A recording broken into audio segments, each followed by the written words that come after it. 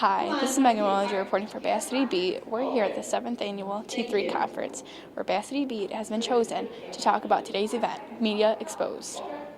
This event got started, actually this group has been in existence for 7 years. This is their 7th annual conference. So what they do is actually meet together once a month starting the beginning of the school year. So they actually start in August, September, meet once a month until the month of May, and they plan this conference.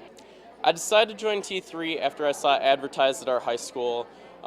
There was a couple advertisements in our health class, and our health teacher, Mr. Norgrove, also pointed out to me. Melissa DePiro is the advisor, and she came to the school and invited us to the countywide meeting. And so I brought myself and tagged along my best friend, and here I am today. Well, I think that, young people consume an awful lot of media. One thing we mentioned in the presentation is about 4.5 hours a day of screen time, which equals about 16 years of your life. So I think constant exposure to images and messages will definitely have some kind of influence on how you perceive yourself in the world. So, and the alcohol and tobacco industries in particular, they target young people with their campaigns. I mean, they're trying to develop what they call brand loyalty. They use all kinds of things like, cartoon-like characters or animals, or using music or sexualized imagery to sort of present that. So I think they use lots of techniques, and it's very effective, and they spend literally billions of dollars every year trying to influence that outcome. We're going to run in place for about 15 seconds just to get our heart rate up a little bit. At the end of 15 seconds, I'll tell you guys to stop. You stop, plug your nose, put the straw in your mouth, and only breathe in and out of the straw. That will show you what it feels like to have a reduced capacity of oxygen and air inside of your lungs. All right? Over 900,000 Americans die each year from substance abuse, alcohol, and tobacco. Teens Talking Truth is a group of high school students across Macomb County. They work together to help bring awareness to the growing problem in America.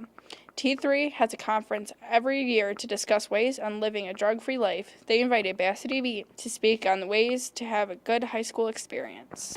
If you watch Bass City Beat, or if you watched any news program, you know that the stories begin and end with the news anchor. At Bass City Beat, we produce and edit everything ourselves.